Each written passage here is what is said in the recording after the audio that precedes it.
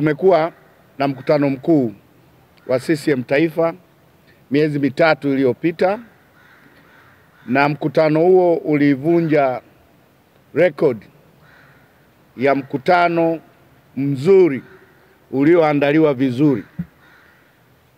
Sasa muda wote tunataka kufanya mikutano ya historia. Kama mnavyoona maandalizi, viti ilivyo, ukumbi wetu unavyoendelea kukarabatiwa na kupambwa, mkutano huu utakuwa mzuri na wa kihistoria kuliko mikutano mingine yoyote. Tumejipanga, na kama nilivyosema nipoongea na waandishi wa habari kwamba tutakuwa na mkutano mkuu tarehe 29 mpaka tarehe 30 ya mwezi huu, na mkutano mkuu utatanguliwa na vikao vya awali. Tatanguliwa na kamati kuu ya Chama cha Mapinduzi itakaofanyika tarehe 26. Baadaye itafuatiwa na kikao cha halmashauri kuu ya taifa kitakachofanyika tarehe 28. Na baada ya hapo mkutano mkuu utafanyika tarehe 29 na tarehe 30. Nilieleza awali kwamba ajenda za mkutano mkuu huu maalum kubwa ni 3.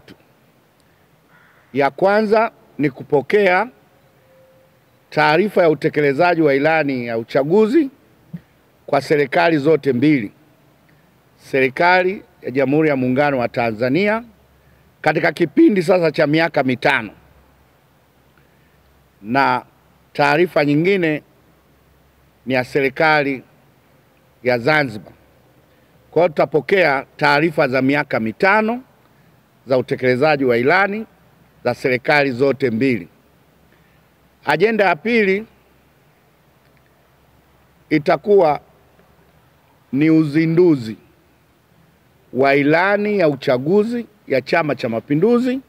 Tunaelekea katika uchaguzi mkuu utakaofanyika Oktoba. Sasa vyama vya siasa vinajinadi kupitia ilani na wagombea. Kwa hiyo Chama cha Mapinduzi kitazindua rasmi ilani ya uchaguzi ya mwaka 2025 kuelekea 2030.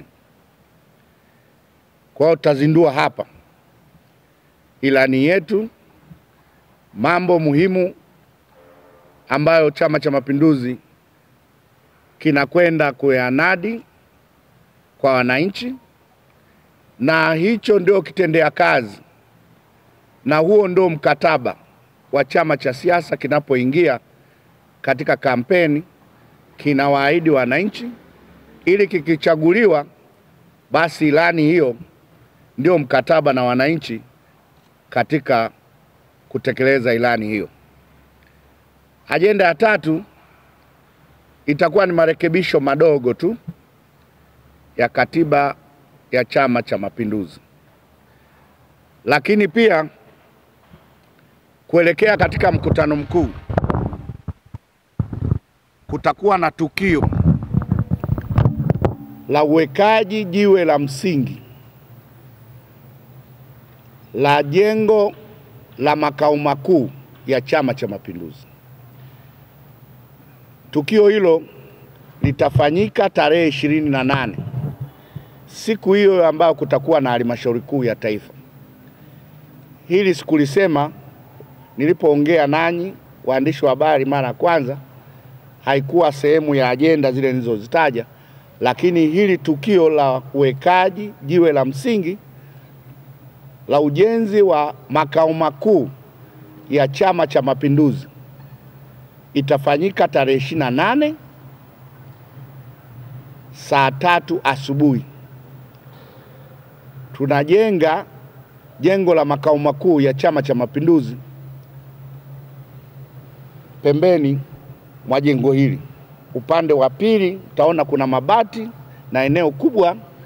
Hapo ndio kutakuwa na makao makuu ya Chama cha Mapinduzi. Chama chetu ni kikubwa, kinaendelea kukua siku hadi siku. Chama chetu sasa kina wanachama milioni 11. Maana yake ni chama kikubwa. Kwa hiyo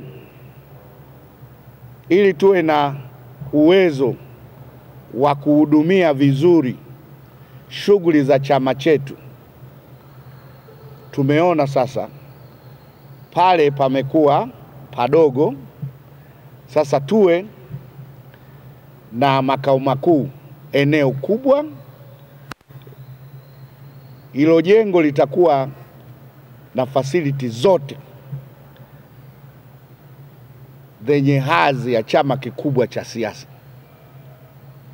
CCM ni chama kikubwa namba 1 Tanzania. Ni chama kikubwa pia Afrika. Kwa hiyo chama chetu tumeona imefika wakati wa kuwa na jengo lenye facility zote, kumbi za mikutano, kufanya vikao mbalimbali, parking ya magari. Kwa hiyo chama hiki ni kimbilio, wananchi wanakuja makao makuu ya CCM.